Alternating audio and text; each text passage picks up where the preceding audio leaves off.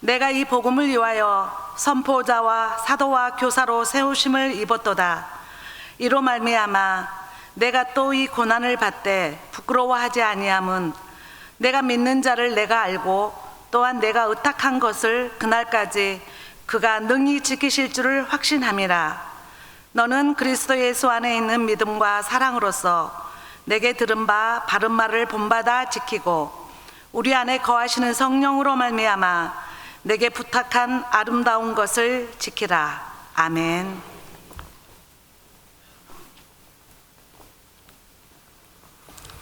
자, 그러면 장로신학기독교 기독교육학 신헌호 교수께서 말씀 전해 주시겠습니다. 나오실 때 힘찬 환영의 박수로 환영해 주시기 바랍니다.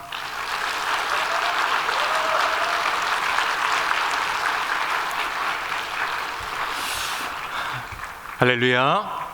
네, 오늘 이튿날 또 여러분들과 함께 만날 수 있어서 진심으로 기쁘고 반갑습니다. 제가 좀 그 교육학의 원리 중에 한 가지를 직접 몸으로 실천을 하려고 합니다. 저와 여러분들의 거리가 제가 느끼기에는 꽤 멀게 느껴집니다. 여러분들은 좀 제가 멀지 않습니까? 괜찮으십니까? 저는 굉장히 멀게 느껴집니다. 아마 여러분들이 교회학교 선생님으로서 반사를 하는데 아이들이 10m 떨어진 데에서 아마 아이들을 만나고 가르친다고 생각해 보십시오. 네, 되게 힘들 겁니다. 그래서 제가 오늘은 이해해 주신다면 내려가서 좀 말씀을 전할까 합니다. 괜찮겠습니까? 네, 감사합니다.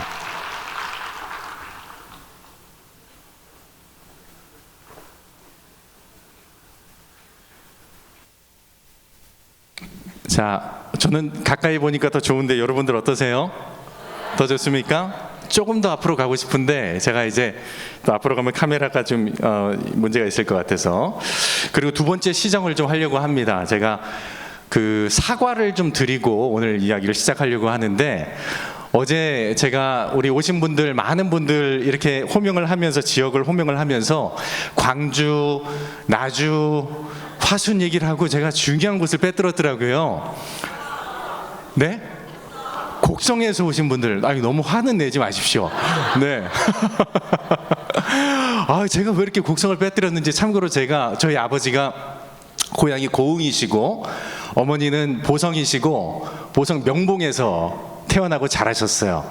제 어린 시절은 다 이 광주, 보성, 고흥에 왔다 갔다 하면서 지냈는데 가장 가까운 곡성을 빠뜨리다뇨. 이거 죄송합니다.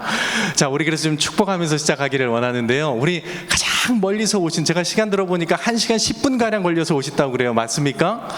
오늘 이 자리를 위해서 연차까지 내서 오신 우리 선생님들이 계시대요. 하루 종일. 늦을까봐. 우리 곡성에서 오신 선생님들 한번 손 한번 들어보실까요? 예, 우리 큰 박수로 우리 축복해 주시면 감사하겠습니다. 네, 좋습니다. 아이고, 감사합니다. 자, 그리고 이제 우리 영아부, 유아부, 유치부, 아동부, 중고등부가 같이 모였는데 좀 우리 서로 축복하면서 시작을 하면 좋겠습니다. 영유아 유치 우리 선생님들 한번 손 들어 보실까요? 영유아 유치, 정말 제가 어제 영적 초저출생 얘기하면서도 이분들이 없으면 아동부도 없습니다. 이분들이 없으면 중고등부도 없습니다. 맞죠? 우리 영유아 유치부 선생님들 위해서 큰 박수로 격려해 주시면 감사하겠습니다. 네, 선생님들 덕분에 이렇게 우리가 미래가 있습니다. 감사합니다. 자, 이번에 우리 아동부, 우리 한번 손 들어 보실까요, 선생님들? 네, 좋습니다. 이 아동부, 아무리 영유아 유치부에서 잘 키워놓아도 아동부 우리 선생님들이 정말 이 아이들 집중해서 사랑하지 않고 전도하지 않고 복음 전하지 않으면 소망이 없는 줄로 믿습니다. 우리 아동부 선생님들 위해서 큰 박수 보내주십시오. 감사합니다. 자, 우리 중고등부 선생님들, 요즘에 이제 그런 말 표현하면 별로 안 좋은데, 이 우리나라를 지키고 우주를 지키는 아이들을 책임지는 우리 중고등부 선생님들이 계시기 때문에 우리 한국 교회에 미래가 있는 줄로 믿습니다. 우리 전남로에 미래가 있는 줄로 믿습니다. 그래서 앞에 분들에게 죄송하지만 원래 마지막에 호명하면 좀 유익이 있어야죠, 그죠? 박수를 2배 이상 크게 쳐주시면서 격려해 주시길 바랍니다. 네, 좋습니다. 제가 이틀간 우리 선생님들을 보면서 느끼는 것은 제가 전하러 왔다가 제가 오히려 은혜를 받고 돌아가고 제가 충전이 돼서 돌아가는 것을 느낍니다. 할렐루야. 자, 우리 선생님들 소망 잃지 마시고 하나님께서 오늘도 귀한 음성 들려주시고 우리에게 위로와 격려를 주실 줄로 믿습니다. 제가 초등학교 아이들을 맡아서 사역을 할 때였습니다. 그러니까 벌써 지금으로부터 꽤 이제 오랜 시간이 지났는데 저희 부서 아이들 중에 정말 그 2명이 정말 예배 시간만 되면 떠드는 아이들이 있었어요. 그래서 오죽하면 웬만하면 선생님들이 이런 생각을 안 하시는데, 야, 쟤는 다음 주에 좀 안 왔으면 좋겠다 하는 아이들이 있었어요. 교회학교 선생님이 그 예수님의 사랑으로 가르치는 선생님들이 오죽하면 그랬겠습니까? 그렇죠. 그 2 아이가, 그런데 여러분 놀라운 일이 일어났습니다. 주일날 어느 주일이 됐는데 저도 깜짝 놀랐어요. 이 아이들이 예배 시간에 떠들지를 않는 거예요. 아니나 다를까 그 담당이었던 선생님이 매주 소가리를 하다가 이 아이들이 떠들지 않는 것을 보고 제게 달려왔습니다. 이 아이들은요 그냥 매주 혼나는 아이들이에요. 그런 아이들이 1년 중에 제일 싫어하는 행사가 여러분 뭔지 아십니까? 수련회예요. 수련회. 네. 2박 3일 동안 붙잡혀 놓고 혼나는 거예요. 네, 도망도 못 가고, 네, 떠든다고 혼나고 집중 못한다고 혼나고. 근데 그 아이들이 그날 예배를 떠들지 않자 선생님이 안 그래도 달려왔습니다. 목사님 오늘 그 2 친구 보셨어요? 야, 그 아이들이 오늘 예배에 떠들지 않고 있는 걸 보면서 제가 하나님이 살아계신다는 걸 느꼈어요. 하나님이 내 기도 들으시는구나라는 것을 내가 느꼈습니다. 제가 여느 때 같았으면은 그 선생님들에게 맞장구를 쳤을 거예요. 맞습니다, 선생님. 저도 보고 깜짝 놀랐습니다. 그 2 아이들이 정말 예배 시간에 떠들지 않고 가만히 있는 것을 보면서 제가 얼마나 감격이 됐는지 모릅니다. 제가 이렇게 반응을 했었을 텐데 유독 그날 하나님께서 저에게 좀 다른 마음을 주셨어요. 그리고 제가 그 선생님께 이렇게 답변을 했습니다. 선생님, 저도 참 기뻤어요. 참 기뻤는데 우리가 기대하는 것이, 그 아이들에게 기대하는 것이 단지 주일날 와서 그냥 떠들지 않는 걸로 우리가 만족해서 될까요? 우리의 기대가 딱 거기까지면 되겠습니까? 라고 이야기를 하자 선생님은 기뻐서 달려왔는데 갑자기 당혹스러운 표정이 이렇게 지나가는 것을 제가 느낄 수 있었습니다. 우리 교회학교 선생님들한테 이런 질문을 해봅니다. 선생님, 이제 교회학교를 경험했던 선생님들이라면 예전에 가장 나에게 기억이 남는 선생님이 누굽니까? 라고 물어보면 여러분들 어떤 선생님들이라고 기억을 하세요? 어떤 분이 기억에 남습니까? 말씀을 잘 가르쳐 주셨던 선생님, 예? 성경 이야기를 즐겁게 들려주셨던 선생님. 근데 많은 분들이 이렇게 대답하는 걸 들어요. 저는 그때 선생님이 뭘 가르쳐 줬는지를 기억이 나진 않지만 그때 선생님이 사주신 떡볶이가 제가 생각이 나고 너무 감사해서 고마워서 선생님이 좋아서 아직도 기억에 남아요. 선생님이 가르친 거는 잘 기억에 남지 않지만 이런 얘기를 합니다. 여러분, 그 얘기를 바꿔서 말하면 그러면은 이렇게 됩니다. 우리가 그렇다면 아이들을 생각하면서 금요일날 아이들의 이름 불러가면서 기도하고 말씀 펴서 묵상하고 준비하고 주일날 우리 아이들한테 가르치는 것은 그럼 기억에도 남지 않을 거를 가르치는 일이기 때문에 우리가 어쩌면 정말 주중에 주말에 가장 쓸데없는 일을 하는 사람들이 아닐까? 여러분들은 어떻게 생각하십니까? 정말 우리가 지금 주일날 아이들을 만나고 가르치고 복음을 전하는 일이 정말 가장 쓸데없는 일을 하는 것일까요? 비경제적인 일을 하는 것일까요? 헛된 일을 하는 것일까요? 오늘 결론부터 말씀드리면 아닙니다. 여러분. 우리가 가르치는 데는 분명히 살아있는 이유, 그리고 하나님께서 우리에게 열매 맺게 하시는 이유가 있는 줄로 믿습니다. 오늘 그래서 제가 오늘 여러분들과 말씀 나누고자 하는 그 제목이 한번 같이 따라해 보시겠습니다. 이유 있는 가르침, 증인 공동체의 교육 목회. 이유 있는 가르침이 오늘 설교의 제목입니다. 가르침에 이유가 있다는 것입니다. 내가 열심히 기도하고 헌신해서 아이들에게 말씀 전하는 것이 결코 쓸데없는 일이 아니라 그 말씀을 가르치는데 이유가 있는 줄로 믿습니다.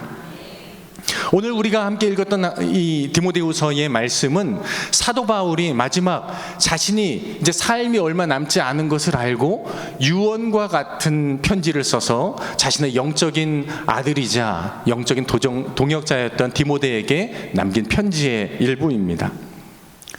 디모데와 바울은 나이 차가 많이 났습니다. 그리고 바울은 디모데의 선생님이기도 했고 영적 지도자이기도 했지만, 그러나 나이 차와 상관없이 바울은 디모데를 정말 영적인 아들이자 영적인 동역자로 늘 존중하고 그 디모데를 사랑하였습니다. 자신이 이제 복음을 전하다가 감옥에 갇히고 병들어 죽을 때가 다가온 것을 바울이 알고 나서는 이제 마지막 디모데에게 유언을 남겨야겠다, 영적인 아들인 디모데에게 마지막 유언을 남겨야겠다라고 생각을 합니다. 여러분 한번 여러분들 가족 가운데에 여러분들의 경험을 떠올리면서 좀 기억하시길 바랍니다. 제가 이곳에 온 기간에도 저와 가까이 보내는 분의 아버님이 소천하셨다는, 부산에서 소천하셨다는 이야기를 듣고 제가 여기서 가보지도 못하고 기도로 그 가정을 위해서 기도했는데, 오늘 이 말씀을 준비하면서 한번 상상을 해봤습니다. 그 아버님이 돌아가시면서 그 딸에게 과연 어떤 얘기를 들려주고 싶었을까? 마지막 생을 거두기 전에 자신의 인생이 이제 마지막 끝나가는 마당에 이 딸에게, 자녀에게 들려주고 싶은 것은 과연 무엇이었을까? 반대로 우리가 이제 생을 마치고 하나님 곁으로 가게 될 때에 우리의 자녀들에게, 내가 가장 사랑했던 사람들에게 우리는 마지막 무엇을 남겨주고 싶을까? 아마 그것은 내 인생에 있어서 마지막 남기는 가장 소중한 것, 내가 인생을 살아보니 70, 80, 90을 살아보니 정말 내가 인생 가운데 깨닫고 가장 소중한 것을 그들에게 들려주기를 원했을 것입니다. 사도 바울은 바로 오늘 디모데에게 말씀을 들려주고 영적인 아들에게 이 마지막 유언과도 같은 편지 디모데 후서를 쓰면서 자신이 알고 있고 자신이 가장 소중히 여기고 있는 최고의 것을 들려주고 싶었을 것입니다. 그런 의미에서는 저는 우리 지금 여기 앉아있는 전남로의 모든 선생님들이 이제 신앙을 전수하는 교사로서 과연 여러분들에게 신앙교육이 무엇입니까? 라고 누가 물어본다면 저는 이렇게 대답하기를 원합니다. 저를 한번 따라해 보십시다. 신앙교육은 내가 아는 최고의 것을 들려주는 것입니다. 내가 아는 최고의 것을 우리 아이들에게 매주 들려주는 겁니다. 지난 주일에 그저께 만났던 아이들의 얼굴을 떠올려 보십시오. 내가 과연 그 아이들에게 무엇을 이야기했을까? 무엇을 전해줬을까? 떡볶이보다, 사탕보다, 초콜릿보다 더 소중한 것, 나는 그 아이들에게 과연 최고의 것을 선물로 주었는가? 오늘 사도 바울은 정말 죽음을 앞에 두고 있지만 이 영적 아들 디모데에게 최고의 것을 들려주길 원했습니다. 그렇다면 사도 바울에게 바로 이 영적 아들 디모데에게 들려주고 싶었던 최고의 것은 무엇이었을까요? 그것이 오늘 하나님의 말씀에 나타납니다. 우리 11절 말씀 다시 한번 같이 읽어볼 때에 여러분들 일단 성경 가지신 성경책으로 좀 읽어보시길 원하고, 그리고 저와 함께 세 번역으로 성경을 다시 한번 읽어보기를 원합니다. 우리 여러분 가지신 성경 디모데후서 1장 11절 말씀을 같이 읽어봅니다. 내가 이 복음을 위하여 사도와 교사로 세우심을 입었노라. 아멘. 세 번역에서는 이렇게 이야기를 번역을 하고 있습니다. 그러므로 저기는 12절입니다. 죄송합니다. 네, 우리 같이 한번 읽어보겠습니다. 내가 이 복음을 위하여 선포자와 사도와 교사로 세우심을 입었노라. 아멘. 개역개정으로 말씀드렸습니다. 지금 오늘 사도 바울이 내가 지금 이 인생을 마감하기까지 사도와 선포자와 교사로 살아왔던 이유가 바로 이것 때문이었다는 것을, 내가 사랑하고 내가 아끼는 최고의 것이 이것이었다는 것을 디모데에게 들려주고 있습니다. 무엇이었습니까? 복음 때문이었습니다. 지금 사도 바울은 이제 병든 몸을 이끌고 자신의 인생이 다 소진해가는 가운데 있었습니다. 무엇 때문이었을까요? 바로 복음 때문이었습니다. 병들고 아프고 힘들고 때로는 매맞는 가운데 있어서도 사도 바울은 복음 때문에 지금 이 감옥에서도 복음을 자랑스러워하고 있고 복음을 위해서 내가 이 인생까지 살아온 것을 후회하지 않는다고 이야기를 합니다. 복음이 무엇이었길래? 사도 바울에게 복음이 무엇이었길래? 그 이야기가 9절에 나타납니다. 우리 9절 말씀입니다. 성경에서 9절 말씀 한번 같이 읽어보겠습니다. 시작. 하나님이 우리를 구원하사 거룩하신 소명으로 부르심은 우리의 행위대로 하심이 아니요 오직 자기의 뜻과 영원전부터 그리스도 예수 안에서 우리에게 주신 은혜대로 하심이라. 아멘. 바울에게는 복음은 은혜의 자체였습니다. 여러분 잘 아시잖아요. 바울의 과거를 잘 아시잖아요. 바울은 예수 그리스도를 믿는다고 하는 사람들을 끝까지 쫓아가서 감옥에 가두고 매질을 하고 붙잡던 데 선동을 하고 앞장서는 사람이었습니다. 어떻게 보면 죄인 중에 괴수라고 할 만큼 바울은 정말 그리스도인들 앞에서 나설 수가 없는 사람이었습니다. 하나님 앞에서 설 수가 없는 사람이었습니다. 그런데 그런 그를 예수님이 다메섹 도상에서 만나주시고 그의 인격을 변화시켜 주시고 그의 과거를 없이 하여 주시고 그를 예수 그리스도의 사도 삼으신 것은 오로지 우리 주님의 은혜였습니다.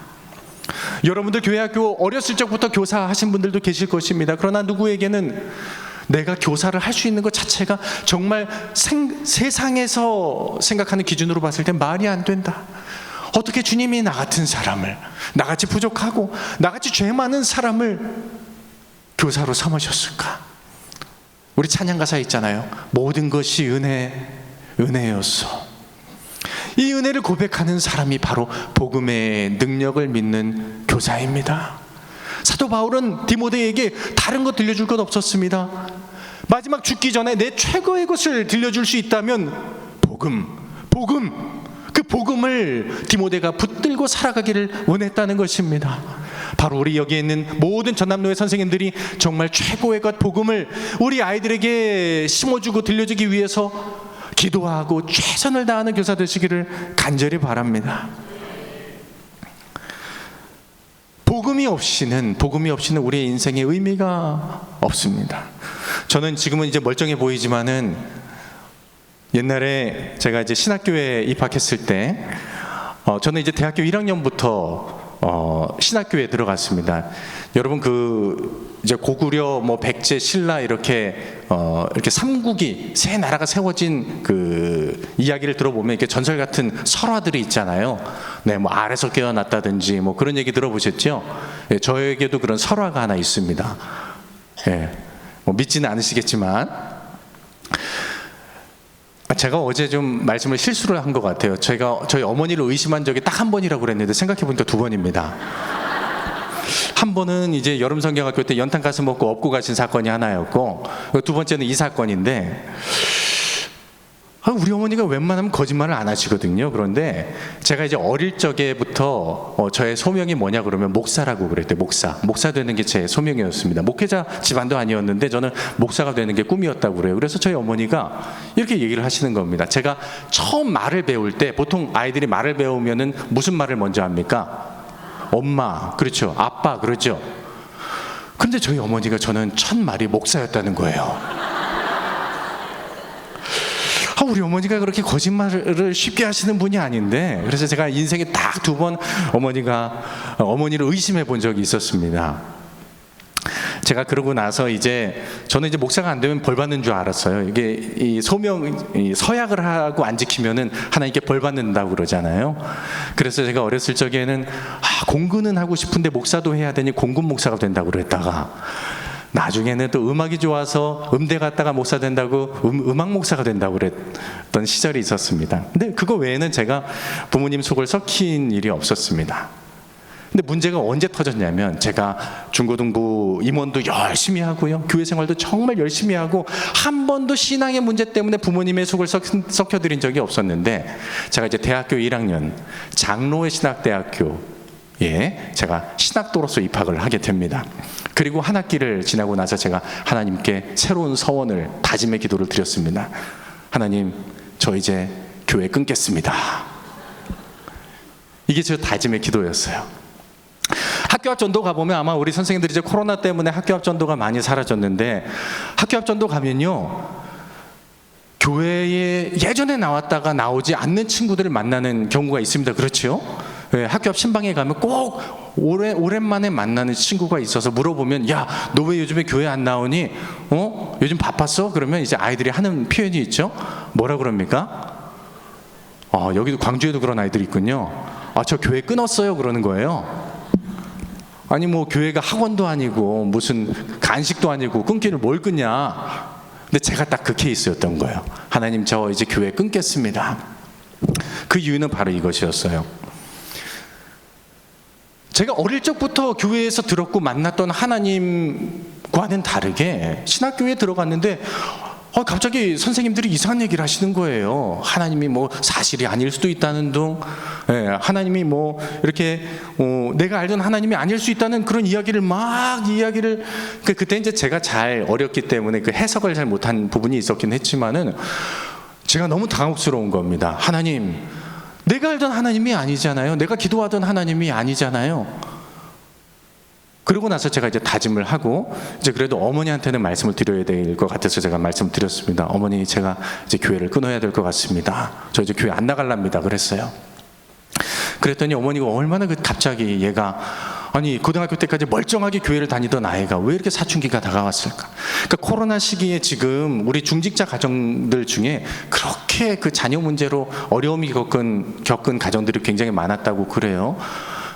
아이들이 이제 교회도 안 나간다고 그래요. 뭐 온라인으로만 예배 드린다고 그러고 이제 교회 나갈 필요 없다고 막 이런 얘기를 하는 거 보면은 주일날 9시가 전쟁터가 되는 집안들이 많았다는 이야기를 듣는 거죠. 저희 어머니가 그래도 속을 많이 이렇게 썩으셨을 것 같은데 얼마 안 있다가 저한테 갑자기 이런 얘기를 하시는 겁니다. 아들아, 오케이. 네가 지금 어떤 어려움을 겪고 있는지는 알겠는데 그러면 엄마랑 딱 2가지 약속만 하자. 2가지 약속만 지키면은 좋다. 그래서 어떤 약속인가 들어봤더니 이 약속이 이거였습니다. 첫 번째 약속은, 그래, 네가 지금 하나님한테 뭔가 불만이 있는 것 같고 하나님에 대한 의심이 지금 생긴 것 같은데, 그래, 하나님한테 싸우는 거 좋다. 하나님한테 항의하는 거 좋다. 그런데 기도하면서 하나님과 싸우고 기도하면서 하나님과 항의해라 그러시는 거예요. 근데 가만히 들어보니까 별로 어려운 일이 아닌 것 같은 거예요. 그러니까 기도하면서 하나님한테 내 지금 불평 불만, 하나님 그런 하나님 아니라는데요. 하나님 정말 살아계신 거 맞아요? 이런 얘기를 기도 가운데 하라는 거예요. 그 2번째는 이런 약속이었습니다. 네가 싸우고 하나님과 다투고 의심하고 다 괜찮아. 그런데 단 교회 울타리 안에서만 해라. 그러면 이 2가지만 지키면은 다 오케이 해줄게. 그러는 거예요. 그러니까 제가 이제 2번째 약속을 들으면서 그것도 할 만한 거예요. 그러면 어머니 약속대로 내가 교회에 있어주기만 하면 되는 거죠? 이런 얘기를 한 거예요. 그러니까 여러분들 자녀 중에 혹시 여러분의 그 가족 중에 아직 우리 자녀는요 신앙의 의심이 한 번도 없이 잘 자라고 있어요. 그때가 속히 오리라. 이런 가족 조심해야 됩니다. 이 시한폭탄입니다. 제가 그랬으니까요. 신앙의 의심을 한 번도 해보지 못하고 하나님과 뭔가 조금 갈등의 관계를 빚어보지 못한 사람들을 우리는 그러니까 믿음이 좋다라고 생각할 수도 있지만은요, 오해하지는 마시길 바랍니다. 저는 또 그런 순전한 신앙의 소중함을 알기 때문에 제가 부모님 약속을 2가지를, 어머니 약속을 2가지를 기억하면서 그 정도는 내가 지켜보지 하고 이제 그 수락을 했는데요. 나중에 제가 이제 신학교 교수가 돼 보니까, 또 목사가 돼 보니까요, 저희 어머니가 주셨던 그 2가지의 그 조언이 정말 제가 만났던 어떤 탁월한 선생님들의 가르침보다도 정말 깊이 있고 너무나 소중하다는 것을 제가 알게 됐어요. 그 이유는 무엇이었냐면, 저는 기도라는 것이 정말 제가 쓸 수 있는 가장 친절한 언어로, 가장 따뜻한 언어로, 가장 좋은 정결한 언어로 하나님께 부르짖는 것이라고 생각했었는데, 그 과정을 지나가는 과정 가운데에 하나님이 나의 좋은 모습만 보기를 원하지 않으시고 내 가장 밑바닥 치는 모습도 하나님이 원하시는구나, 그리고 그런 나의 기도도 하나님이 들어주시는구나 라는 사실을 제가 배우게 된 겁니다. 여러분, 시편이 1편부터 150편까지 가만히 보시면요, 하나님을 찬양하라라는 다윗의 노래가 있습니다. 정말 하나님을 송축하라라는 아름다운 노래도 있지만요, 어떤 시편들은요, 이런 시편이 성경에 들어가면 되나 싶을 정도로 원수에 대해서 비방을 하고 하나님에 대해서 원망을 하고 부르짖는 그런 시편이 있습니다. 그런데 그 시편이 제외되지 않고 성경 안에 우리 하나님 말씀 속에 있는 이유가 과연 무엇일까요? 우리의 연약함을 아시는 하나님이 그렇게 기도하더라도 하나님이 들어주신다는 그 은혜의 복음을 우리에게 들려주시기 때문임을 믿습니다. 우리 아이들이 어제 말씀드렸잖아요. 힘들고 정말 괴로울 때 자살말이 없다라고 하나님께 부르짖는 것은요, 선생님들은 그 말을 고지고대로 들으시면 안 됩니다. 자살말이 없다, 죽고 싶다, 나 뭐 이제 더 이상 교회 다닐 의미가 없다라는 말은요, 한꺼풀 벗겨서 보셔야 된다는 겁니다. 그 말은 무슨 뜻이냐면, 하나님, 제가 지금 이것을 하고 있는 이유를 찾지 못하겠습니다. 길을 찾지 못하겠습니다. 그러니 하나님 저를 좀 도와주세요라고 하는 부르짖음이 그 아이들의 부르짖음에 있는 줄로 믿습니다. 아이들이 지금 교회에서 시험 드는 아이들이 있습니까? 누군가 하나님이 없다고 원망하는 아이들이 있습니까? 여러분, 감사하십시오. 그 아이들이 믿음으로 성숙할 수 있는 기회를 지금 하나님이 제공하시고자 하는 줄로 믿습니다. 교사들은요, 그래서 영적인 눈을 가지고 바라보는 사람들입니다. 하나님의 시선으로 아이들을 바라보는 사람들이 교사입니다. 제가 그걸 배운 거예요. 기도라는 것이 하나님께 내 모든 것을 털어놓고 부르짖는 기도. 결국에서는 그 모든 문제를 하나님만이 책임지실 수 있다는 것을 믿음으로 배워가는 과정이구나. 제가 그걸 배운 겁니다. 두 번째 배운 것은 이것이었습니다. 내가 그때는 외롭고 나만 의심하는 것 같고 나만 이상한 것 같고 나만 신앙 없는 것 같았는데, 나중에 돌아보니까요, 저를 위해서 저의 이름을 매일 불러가면서 기도하는 그룹들이 있다는 걸 알게 됐어요. 어머니에 속한 그룹에서 교회학교 선생님, 저를 중고등부 때 가르쳤던 은사들도 그 어머니의 이야기를 듣고 나서 제 이름을 매일매일 부르짖으며 하나님이 이 아이가 돌아올 수 있도록 도와주옵소서. 오히려 이 과정이 연단의 과정이 되고 이 아이가 성숙해가는 과정이 될 수 있도록 하나님 도와주시옵소서 기도하는 그 공동체가 있은 후에, 놀랍게도 제가 지금 여러분들 앞에서 강단에서 교회에서 복음을 전하는 사람이 되었다는 것은 하나님의 그 길을 통하여서 우리 아이들의 소명을 새롭게 하시는 줄로 믿습니다. 근데 제가 한 걸음 더 나아가서 오늘 이 얘기를 드리는 이유는 다른 데 있는 것이 아닙니다. 모두에 말씀드렸던 것처럼 제가 그런 어려움을 이제 수년간 겪었어요. 대학교 1학년 때부터 해서 대학교 3학년, 그리고 군대 2년 2개월을 갔다 오고 5년 반을 저는 씨름했습니다. 거의 그리스도인으로 살지 않았어요. 신학교에 다니면서. 제가 지금은 부끄럽지만, 이제는 옛날엔 부끄러워서 얘기를 안 했지만 제가 지금 당당하게 얘기하는 건, 저는 대학교 4학년 때 24살, 5살 때 저는 진정으로 예수 그리스도를 만났어요. 그때 저의 진정한 회심이 있었다고 저는 지금 얘기를 합니다. 군대를 다녀오고 나서 제가 정말 너무나 답답한 마음에 이 오랜 시간 동안 제가 하나님과 씨름하는 과정에서 어느 날 예배당에서 십자가를 바라보면서 기도를 했습니다. 하나님, 정말 주님이 살아계시다면 저의 기도를 응답하여 주시옵소서.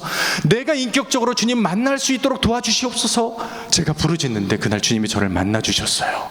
주님이 살아계시다는 것을 알게 해주셨고, 저 십자가의 복음이 나를 위한 은혜의 복음이라는 것을 믿게 됐어요.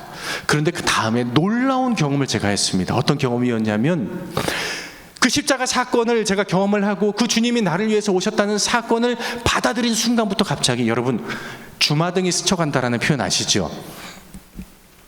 극장에 가보면 영화가 이렇게 상영이 되잖아요. 근데 보통 속도가 아니고 수십 배, 수백 배의 빠르기로 필름이 지나가는 모습이 제 눈앞에 펼쳐졌는데, 제가 유년부, 초등부, 소년부, 중고등부, 제가 배워왔던 선생님들이 저한테 들려주셨던 이야기, 유년부 때 전도사님이 철로역정을 통해서 저에게 존 버니언의 철로역정 이야기를 들려주시면서 하나님 나라를 바라보면서 끝까지 믿음을 지키는 사람의 이야기가 갑자기 주마등처럼 지나가면서 제가 마음에 이런 깨달음이 들었습니다. 그때 선생님이 전해주신 말씀이 쓸데없는 말씀이 아니었고, 나에게 목숨을 걸고 전해주셨던 말씀이 내가 잊어버렸던 말씀이 아니라 하나님이 바로 이 순간을 위해서 그 가르침을 예비해 놓으셨구나. 그 말씀이 징검다리가 돼서 내가 지금 여기서 소명자로 살아갈 수 있도록 하나님이 나를 회복해 가시는구나. 바로 여러분들이 이번 주일에 선포하셨던 말씀이, 이번 주일에 선포하실 말씀이, 이번 2024년 우리 아이들에게 선포하실 그 소중한 말씀이 아이들에게 하나도 쓸데없는 말씀이 아니라 아이들의 생명을 변화시키고 삶을 변화시키고 그들을 소명자로 세우는 말씀이 될 줄로 믿습니다. 그 말씀을 여러분들에게 맡기신 것입니다. 내가 복음을 위하여서 선포자와 교사와 사도로 부름받았다라는 고백이 여러분들의 있기를 간절히 소망합니다. 여러분들이 그런 사명자가 거듭날 때에, 복음을 위하여서 교사로 부름받았음을 여러분들이 확신하고 깨닫게 될 때에, 여러분들은 매주 쓸데없는 가르침이 아니라 우리 아이들에게 줄 수 있는 최고의 것, 최고의 복음을 전해줄 줄로 믿습니다. 사도 바울이 오늘 그 복음을 다시 한번 강조하면서 디모데에게 이런 말씀을 합니다. 내가 복음을 사랑할 수 있었던 것은 정말 진정한 만남 때문이었다라고 고백을 합니다. 다시 한번 따라해 보십시다. 신앙교육은 진정한 만남입니다. 바울은 지금 말씀에서 그 이야기를 들려주고 있는 겁니다. 그 말씀을 12절에서 이야기를 합니다. 우리 디모데후서 1장 12절 말씀, 일단 먼저 여러분의 성경으로 읽고 세 번역으로 한번 읽겠습니다. 성경으로 읽습니다. 이로 말미암아 내가 또 이 고난을 받되 부끄러워하지 아니함은 내가 믿는 자를 내일가 알고 또한 내가 의탁한 것을 그날까지 그가 능히 지키신 줄을 확신함이라. 아멘.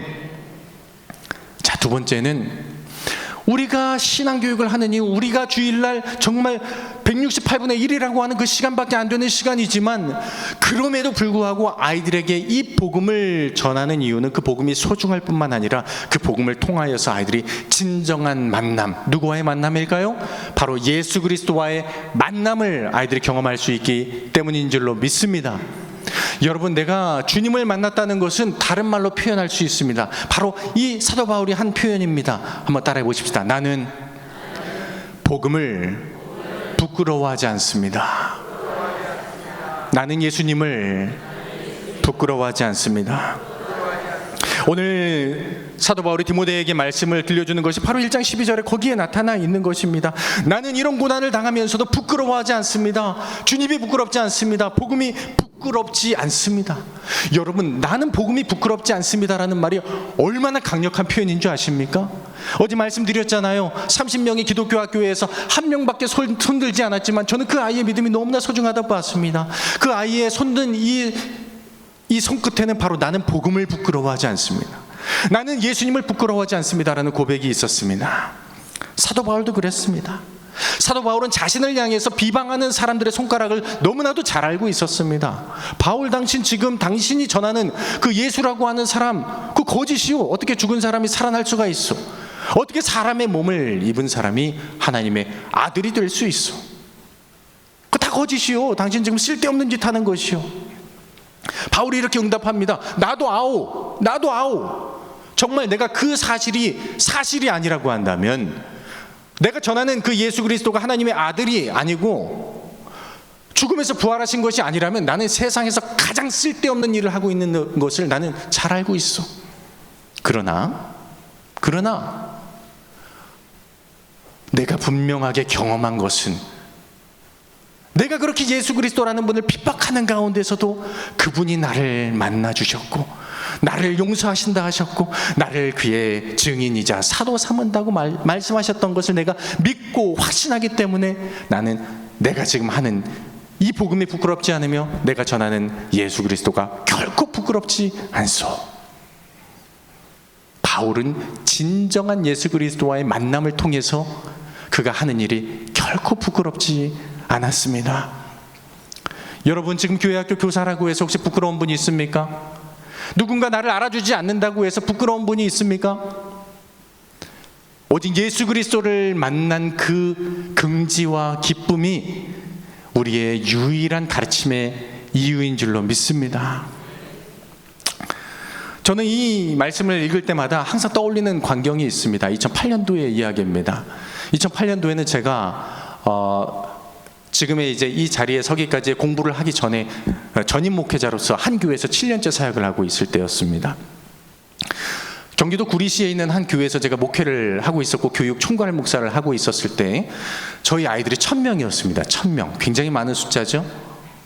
1000명의 아이들, 굉장히 제 안에 자부심이 컸습니다. 특별히 그 중에서 제가 정말 자랑스러워하는 부서가 있었습니다. 여기 아동부 선생님들 계실 텐데 초등부가 그 부서였습니다. 제가 5년 동안 정말 저의 살과 뼈와 혼과 시간을 다 갈아 넣었던 부서, 심지어는 제가 집에서 쫓겨날 뻔하기까지 한, 제가 이제 그때 사역을 할 때가 제 아이들이 막 태어날 때였거든요. 근데 제가 새벽 5시에 나가서 밤 12시에 들어오니까 우리 아이가 나중에 이제 2살, 3살 말을 배우기 시작하면서 아이의 인사가 아빠 다녀오세요가 아니고 아빠 처음 뵙겠습니다 뭐 이런 식으로 인사를 하는 거예요. 네, 마치 이제 처음 오랜만에 만난 사람 인사하는 것처럼. 그만큼 헌신해서 한 부서를 정말 세우고, 아마 여러분들의 여기 계신 선생님들의 그 자긍심을 저도 느끼면서 그 부서 앞만 가면 왠지 제 어깨가 우쭐해지는 거예요. 근데 문제는 2008년 4월 달에 터졌습니다. 제가 교육 총괄이기 때문에 매 부서 아침마다 예배 준비가 잘 되어 있는지를 이렇게 둘러보러 다닙니다. 그래서 그 부서만 가면은 제가 왠지 자랑스러워지고 오늘은 예배에 집중해서 드리고 있겠지. 근데 제 눈앞에 펼쳐진 광경은 정반대의 상황이 믿을 수 없었지만 펼쳐지고 있었습니다. 그때가 이제 성경 공부를 하는 시간이었어요. 성경 공부를 하는 시간에 아이들이 이렇게 둘러앉아서 선생님과 이야기를 합니다. 여러분 혹시 오늘이나 어제 정도 시장에 갔다 오신 분들 계십니까? 생선 코너 파는데 혹시 갔다 오신 분들 계십니까? 네, 죽은 생선 눈가를 혹시 보신 적 있습니까?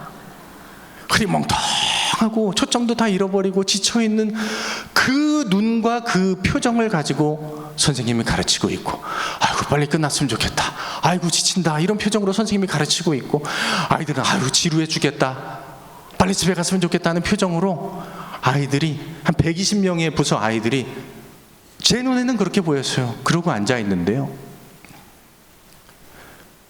제가 태어나서 그 순간을 바라보면서 한 번도 경험해보지 못한 애통함을 정말 마음 깊이서부터 제가 느끼게 됩니다.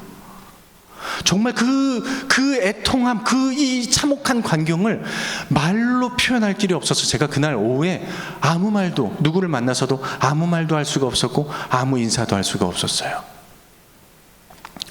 그리고 그 다음날 새벽 기도가 됐습니다. 새벽 기도에 갔는데 앞에서 부목사님이 설교를 하는데 무슨 설교를 하시는지 기억도 안 나요. 귀에 들어오지도 않아요.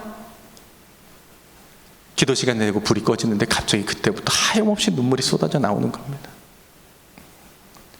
주님, 제가 이제 사역을 좀 그만두어야 될까요? 그때 교회 떠날 때 그냥 그만둘 걸 그랬어요. 교회 떠날 걸 그랬어요. 제가 뭐라고? 결국 5년의 뼈와 살과 모든 시간을 갈아놓고 한 목회의 결과가 이거라면 하나님, 저는 정말 무익한 종입니다. 쓸데없는 일을 했습니다. 주님, 저 이제 목회 못할 것 같습니다. 눈물이 막 하염없이 쏟아져 나오는 겁니다.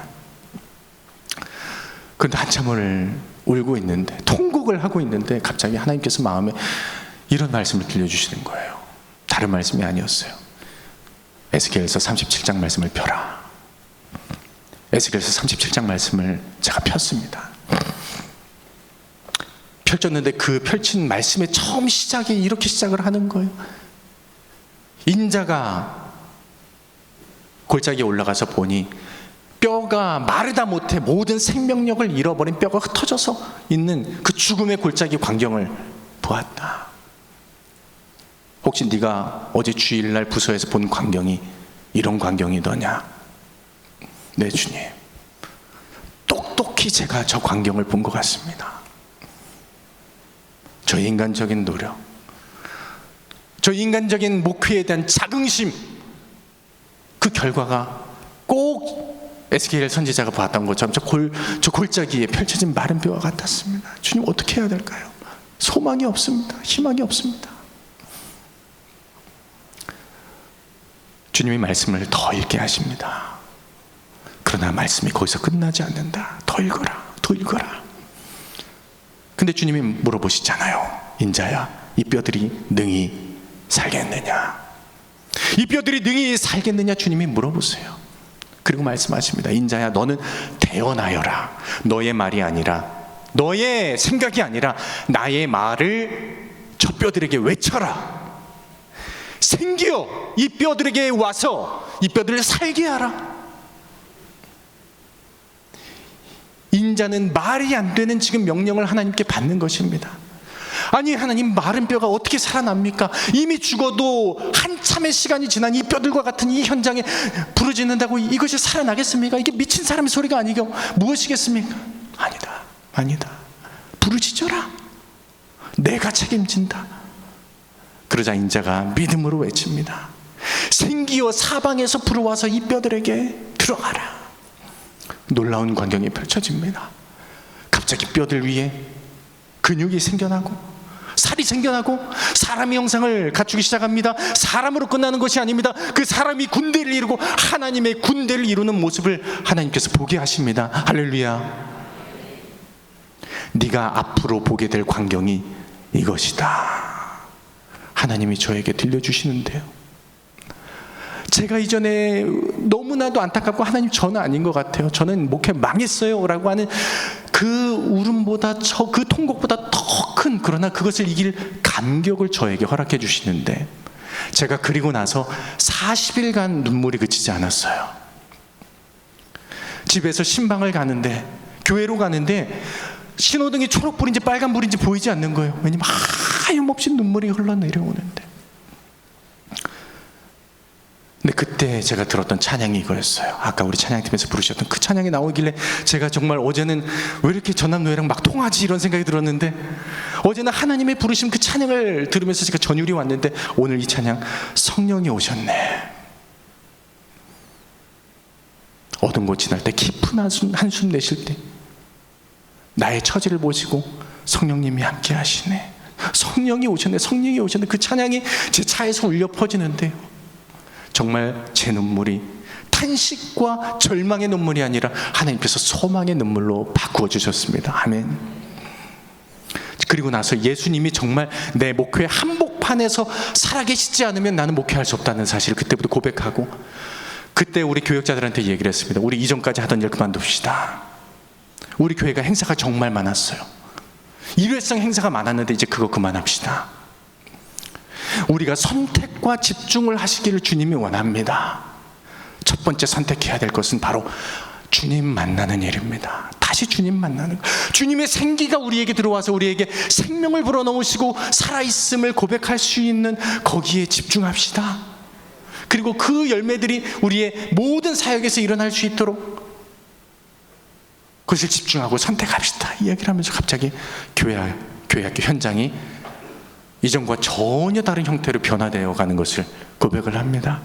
교사들의 입술에서, 교역자들의 입술로부터 회개가 터져나오고, 내가 주님, 정말 주님을 깊이 알고 오직 주님의 생기만을 바라기를 원합니다라는 고백이 넘쳐나면서, 여러분 그 이전보다 더 큰 부흥을 허락하셨는데, 여러분 그 부흥의 효과는 무엇이었냐면, 숫자가 늘어가는 것은요, 그거는 두 번째입니다.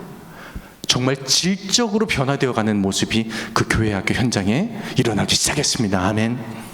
오늘 이 시간 우리에게 하나님이 이 말씀을 들려주시는 이유는 바로 그 예수 그리스도와 진정한 만남을 위하여서, 하나님의 생기가 우리에게 진정으로 다가오실 때에 우리의 교회학교 현장이 지금 하나님 정말 코로나 이후에 우리는 희망이 없는 것 같습니다라고 하는 이 절망의 이 상황 가운데 하나님이 진정한 부흥의 역사와 변화의 사건을 일으키실 줄로 믿습니다.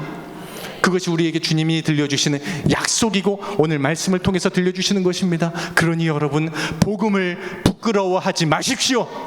예수님을 부끄러워하지 마십시오. 우리 같이 따라해 보십시다. 나는 복음을 부끄러워하지 않겠습니다. 나는 예수님을 부끄러워하지 않겠습니다.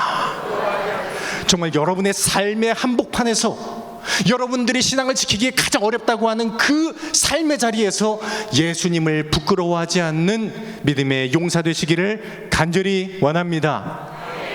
오늘 사도 바울이 디모데에게 들려주시고 싶었던 세 번째 이야기는 바로 이것입니다. 그가 디모데에게 들려주고 싶었던 최고의 것, 그리고 그가 그 복음을 정말 제대로 마음 깊이 받아들이기 원하는 그 모든 것들을 이렇게 설명을 합니다. 바로 13절의 말씀에 담겨 있습니다. 디모데후서 13절의 말씀, 우리 여러분들 펴신 성경에서 같이 한번 읽어보겠습니다. 너는 그리스도 예수 안에 있는 믿음과 사랑으로서 내게 들은 바 바른 말 본받아 지키고. 아멘.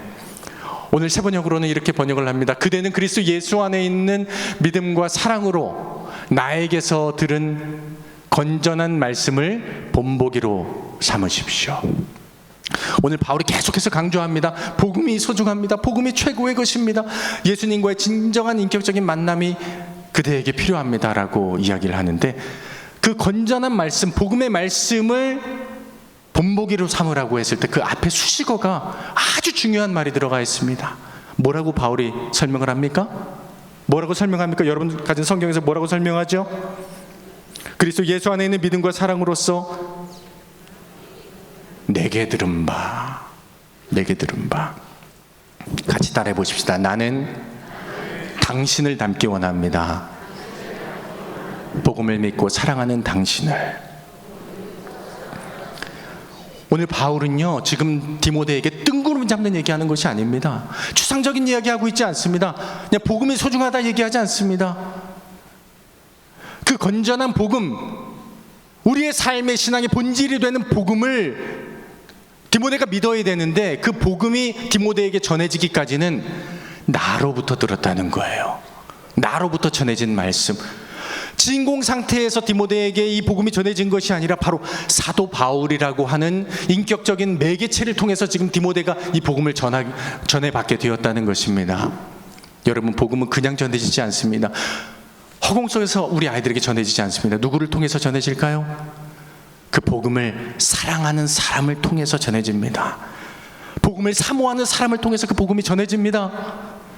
바로 우리 선생님들이 그런 복음을 사랑하고 그 사랑하는 복음을 전하는 교사 되시길 간절히 원합니다. 내게 들은 바라는 말씀은 이렇게 해석이 되는 거예요.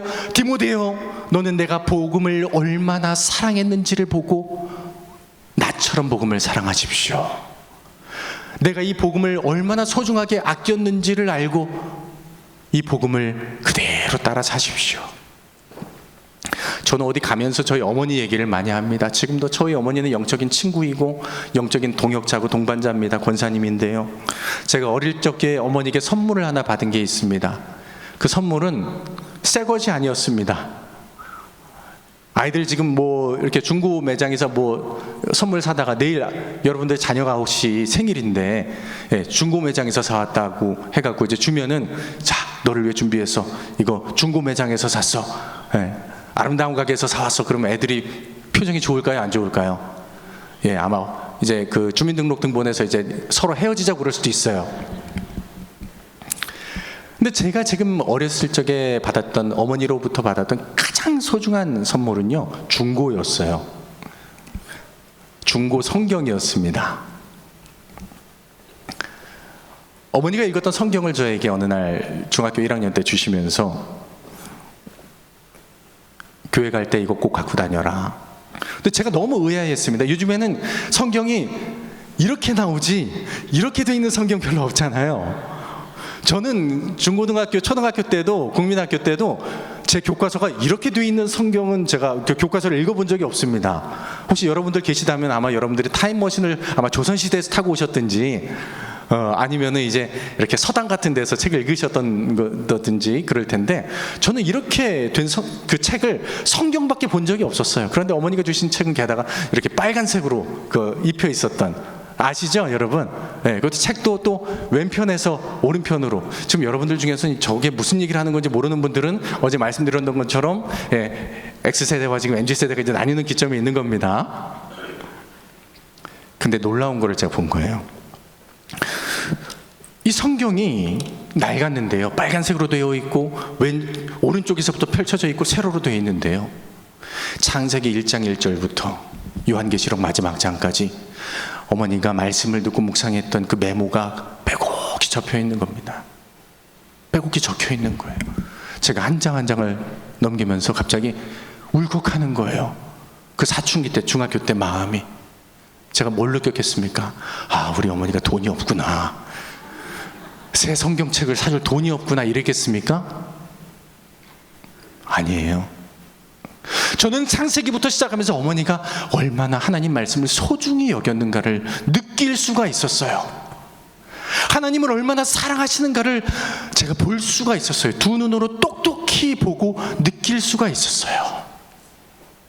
매일매일 제가 성경을 읽으면서 그 안에 담긴 하나님을 향한 애틋한 사랑을 제가 느끼면서, 야, 성경은 이렇게 읽는 거구나.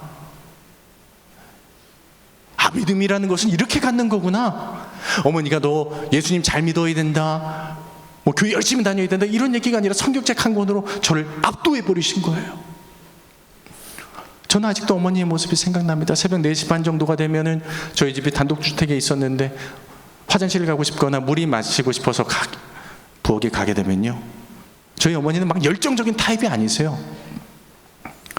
기도할 때도 조곤조곤 기도하시는 타입인데 부엌에 가면 어머니가 조곤조곤 제 이름과 제 동생의 이름을 불러가면서 우리 가족들을 위해서 기도하시는 그 기도의 목소리를 지금도 생생히 기억합니다. 불 켜지지 않은 이렇게 연탄으로 떼는 난로 옆에서 그 새벽 4시 반이 되면 늘 기도하시던 어머니, 지금도 2시 반이 되면 저희를 위해서, 저희 가족, 저희 아내와 모두를 위해서 기도하시는 저희 장인어른, 강원도 둔내에서 지금도 2시 반이면 자녀들의 이름을 부르면서 기도하시는 저희 장인어른. 이들이 어떤 신앙을 살아갔고 그들이 어떤 신앙의 본을 보였는지를 말을 하지 않아도 내가 그들을 지켜보고 경험함으로써 내가 어떤 신앙이 되어야 되고 신앙을 갖는다는 것은 정말 이 세상에서 가장 가치 있는 일이라는 사실을 경험하게 될 때, 바로 여러분들을 통해서, 여러분들의 앞모습과 뒷모습을 통해서 우리 교회학교 아이들이 복음이 저렇게 가치 있고 소중한 것이구나라는 것을 느낄 수 있는 사건이 일어날 수 있기를 간절히 바랍니다.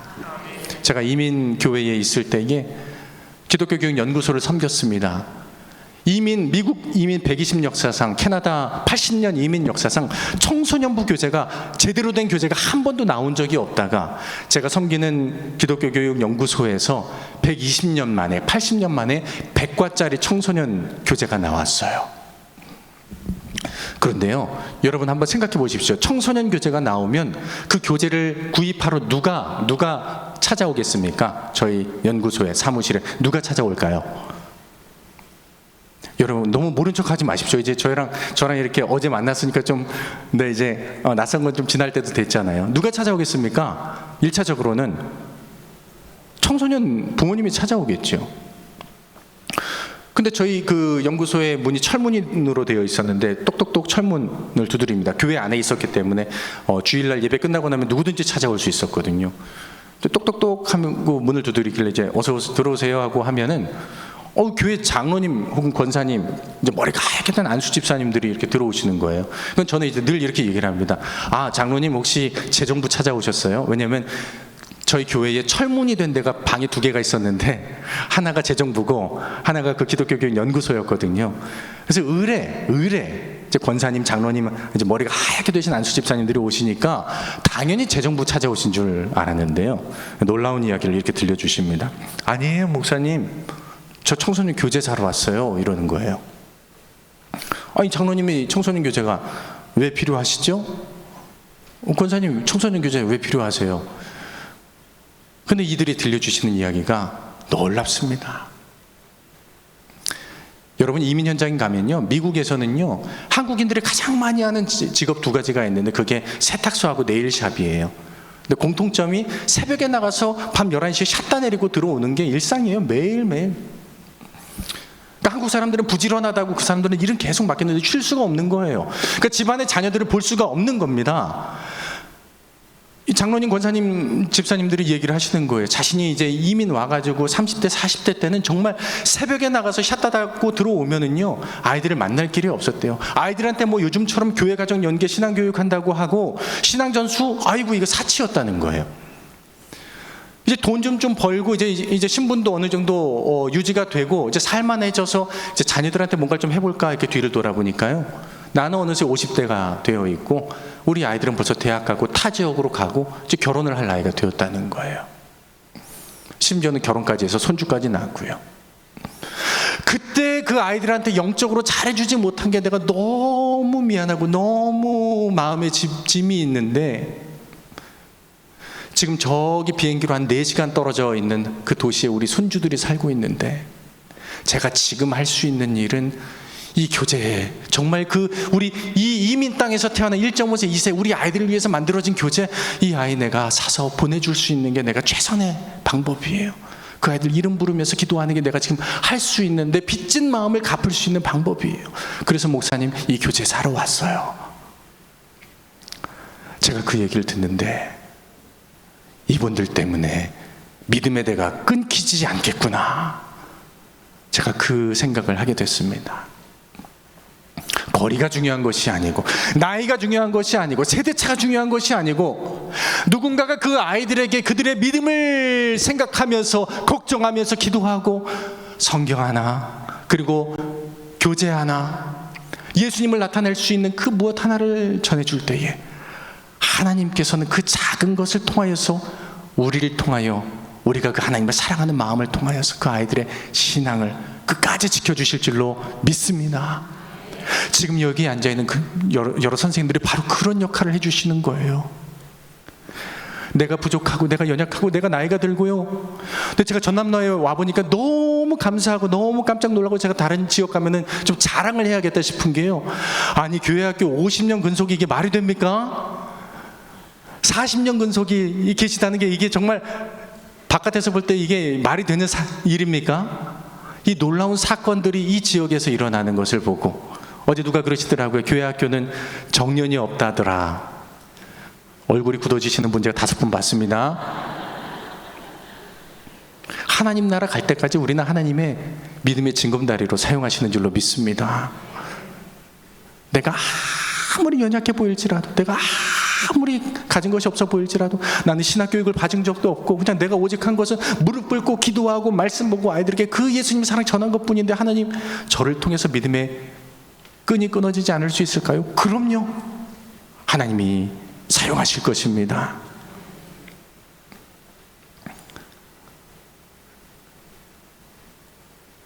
제가 섬기는 교회가 지금 지난 주일로 교회학교 교사가 270명을 회복했는데, 코로나 직전에가 270명이었습니다. 코로나 시즌에 200명으로 70명이 날아가 버렸어요. 대부분 청년 교사들이었습니다. 여기도 지금 보면은 우리 청년 선생님들 계신데, 우리 청년 선생님들 박수 한번 좀 크게 쳐주십시오.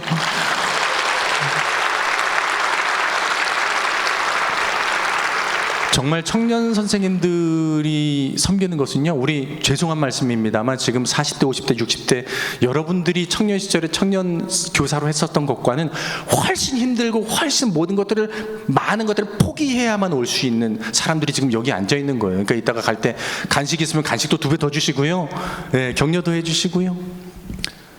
그런데요, 놀라운 일은요, 그렇게 70명이나 빠져나갔던 청년들이 다시 돌아오는데요, 전 진짜 인간적으로 걱정했어요.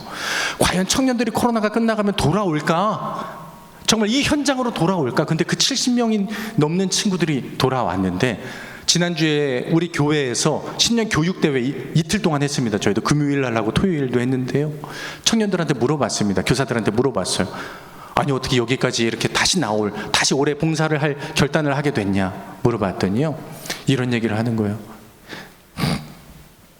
목사님, 저희가 나오기 싫어서 나온 게 아니에요. 나오기 싫어서 나온 게 아닙니다.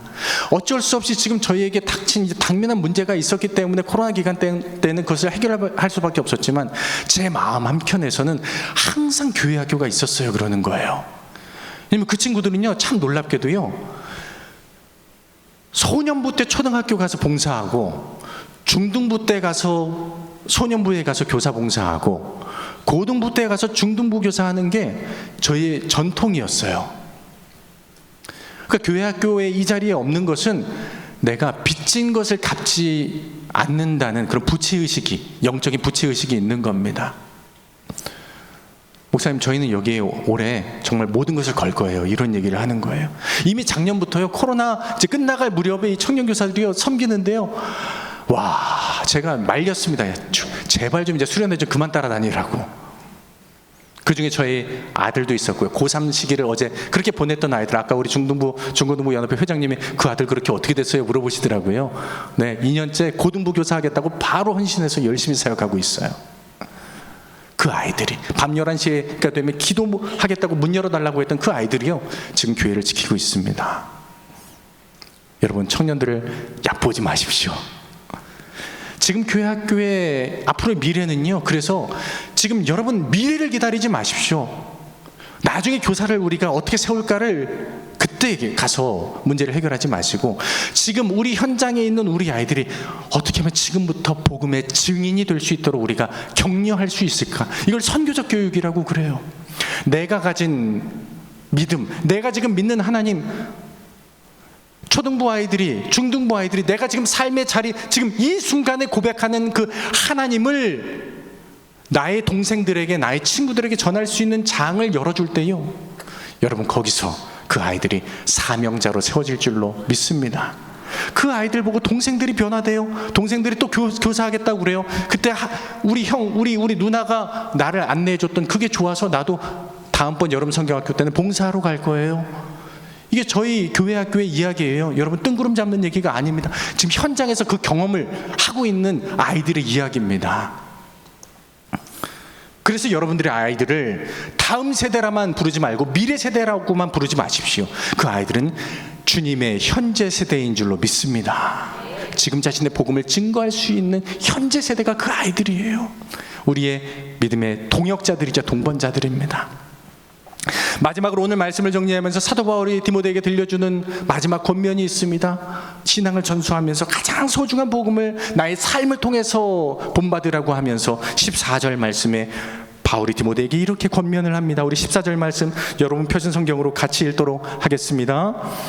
우리 안에 거하시는 성령으로 말미암아 내게 부탁한 아름다운 것을 지키라. 아멘. 사도 바울이요, 이렇게 얘기를 합니다. 너에게 심겨진 그 영적인 보물을 신실하게 가꾸어라. 그 선한 것을 소중히 지키라라고 지금 바울이 디모데에게 권면합니다. 오늘 이 시대는요, 우리가 아무리 한 번 회심했고 한 번 복음의 경험을 했다 할지라도 그것을 빼앗고자 하는 사단마귀의 책략이 지금도 어디에 가나 있습니다. 제가 지난주에 굉장히 재미있는 경험을 했는데, 제가 섬기는 신학교에서 퇴근을 하고 이제 지하철로 걸어가는 길이었어요. 그런데 어떤 두 사람이, 낯선 사람이 신문을 들고 오면서 저에게 말을 거는 겁니다. 선생님 혹시 이 신문에 나온 사진 보신 적 있으세요? 하고 보여주는 거예요. 봤더니 어떤 종합운동장에 사람들이 꽉 차 있습니다. 한 10만 명 정도 되어 있는 사람들이 차 있는 거예요. 선생님, 여기 있는 사람들 다 교회 다니는 사람들이에요. 그러면서 자기를 소개하는 거예요. 신천지예요. 그러는 거예요. 그러면서 저한테 이렇게 질문을 하는 겁니다. 선생님, 그런데 참 놀랍지 않으세요? 신기하지 않으세요? 여기 있는 사람들이 뭐가 있길래 이렇게 1년에 10만 명이나 되는 사람들이 여기 모였을까요? 궁금하지 않으세요? 선생님, 혹시 종교는 있으세요? 선생님, 혹시 교회는 다니세요? 저한테 물어보는 거예요. 그래서 제가 뭐라고 답했을까요? 네, 신학교 교수입니다. 그랬어요. 근데 제가 그렇게 답을 한 이유에는 이제 이런 심리가 있었어요. 내가 신학교 교수라고, 명색이 신학교 교수라고 하면은 아유 죄송합니다 하고 길을 떠날 줄 알았거든요. 제가 신학교 교수입니다 그러니까 한 1, 2초 있다가 이분들의 눈이 반짝반짝해지면서 그 앞에다가 제 전화번호 적어놨으니까 저한테 꼭 연락해 주세요 이러는 거예요. 전해드릴 얘기가 있다는 거예요. 제가 전철을 타고 이렇게 가만히 가서 보는데 이분들은 정말 바른 진리로 복음으로 안대를 받아야 될 사람들이지만 그것과 별개로 나는 정말 이들이 가진 그런 열정과 뜨거움을, 복음을 전하고자 하는 뜨거움을 나는 지금 갖고 교회에서 사역하고 신학도들을, 목회자들을 지금 안내하고 있는가? 갑자기 하나님 앞에 죄송한 생각이 들더라고요. 우리가 믿는 복음, 우리가 따르는 복음을 지키는 것이 결코 쉽지 않은 시대를 살아가고 있습니다. 우리를 도전하는 세력들이 너무나 많습니다. 그렇기 때문에 디모데에게 지금 바울이 이야기하는 것은 지금 너가 가진 그 신실한 믿음을 끝까지 지키라는 거예요. 끝까지 지켜라. 근데 끝까지 지킨다는 것은요, 여러분, 그 지키는 것의 가치를 알 때만이 지킬 수가 있습니다. 복음에는 생명의 능력이 있는 줄로 믿습니다. 복음에는 변화의 사건이 일어나는 능력이 있는 줄로 믿습니다. 그 복음의 가치, 그것을 통해서 다시 되살아나는 영적 생명력의 가치가 있음을 아는 세대, 영적 초저출생을 이길 수 있는 것은 그 복음을 붙들 때만이 가능하다는 것을, 그 가치를 아는 세대, 바로 그들이 신실하게 우리의 복음의 가치를 지키면서 또 전하는 사람이 될 줄로 믿습니다. 마지막 예화를 말씀을 드립니다. 저는 이 말씀을 이렇게 묵상할 때마다 저에게 잊혀지지 않는 하나의 모습이 있습니다. 제가 사랑하고 저와 함께 동역을 하고 지금도 이 목회의 길을 함께 걸어가고 있는 저의 친구 목사가 있는데, 그 친구 목사의 가정에 첫 번째 딸이 태어났는데, 그 딸이 6개월 되던 달에 엄마의 뱃속에서 태어날 수밖에 없었어요. 조산을 한 거죠. 그때 당시 제가 기억하기로 그 아이의 몸무게가 1.8kg였어요.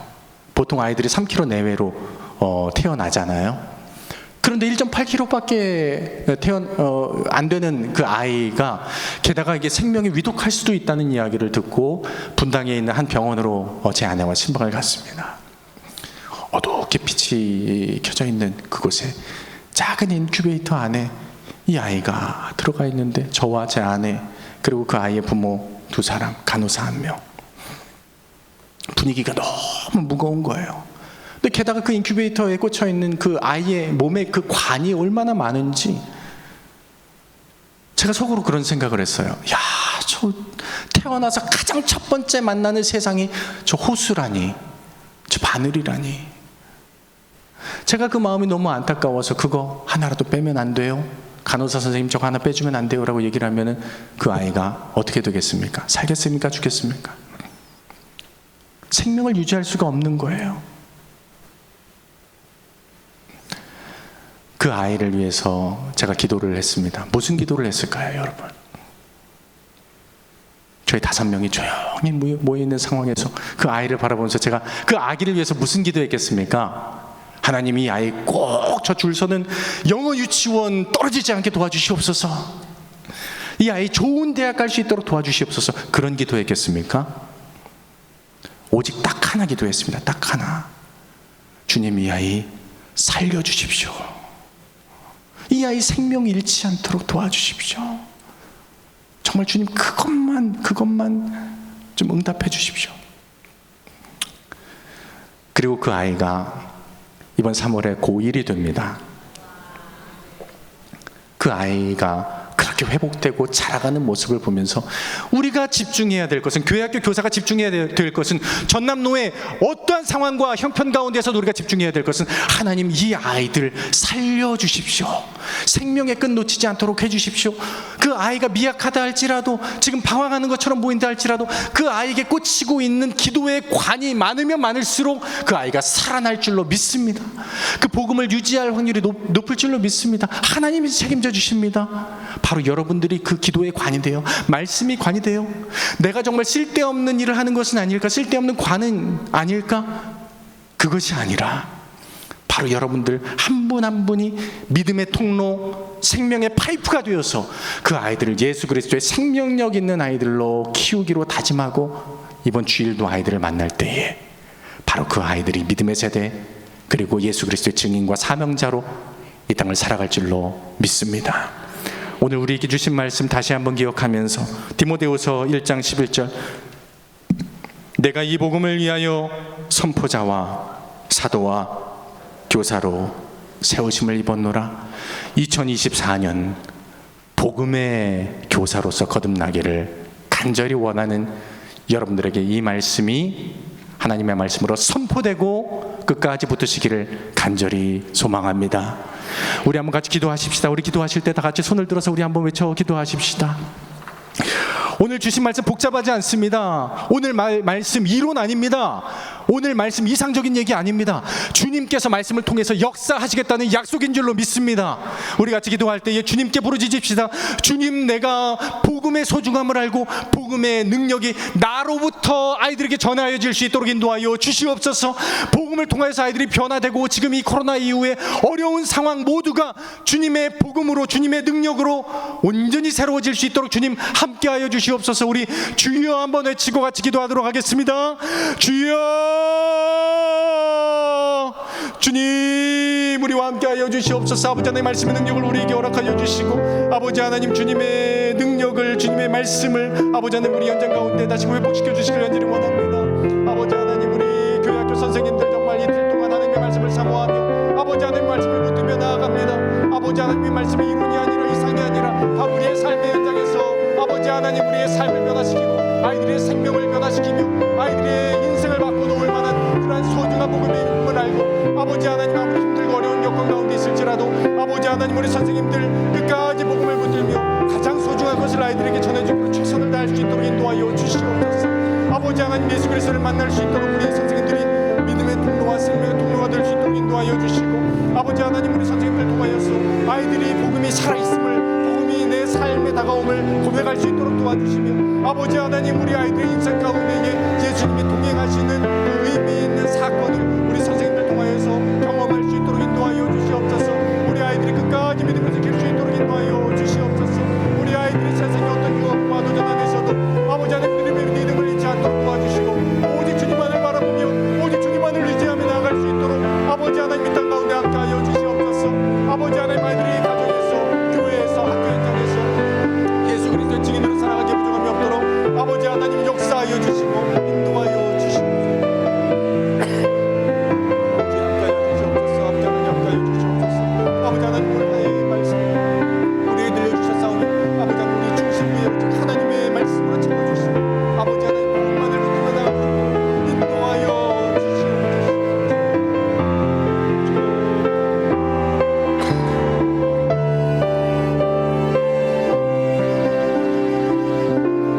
그렇습니다, 주님. 우리는 복음 때문에 이 자리에 왔으며 복음으로 인해 교사를 감당하며 복음을 향하여 나아가는 교사입니다. 어떠한 그 세상의 도전과 변화가 찾아올지라도, 코로나가 아무리 강력했다 할지라도, 지금의 상황이 너무나 어렵고 험난할지라도 아버지 하나님, 보중의 복음의 소중함을 알고 복음을 붙들기를 게을리하지 않고 복음 안에 변화의 사건이 있음을 믿고 복음을 통해서 성령의 생기가 우리 아이들에게 불어와서 우리 현장 가운데에 다시금 복음의 부흥이 일어나게 하여 주시옵소서. 바로 그 일을 위하여서 나를 부르심에 감사합니다. 하나님, 나는 아무것도 아닙니다. 나는 부족합니다. 나의 지식은 미천합니다.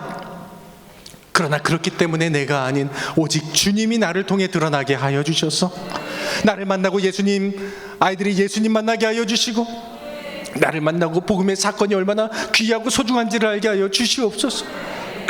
아이들이 가정에서, 학원에서, 학교에서, 현장에서 내가 그 소중한 예수님을 전하지 않으면 견딜 수가 없다는 그 고백을 외치며 살아갈 수 있는 예수 그리스도의 증인 삼아 주시옵소서. 그렇게 될 줄로 믿습니다. 그렇게 될 줄로 믿습니다. 그렇게 변화시킬 줄로 믿습니다.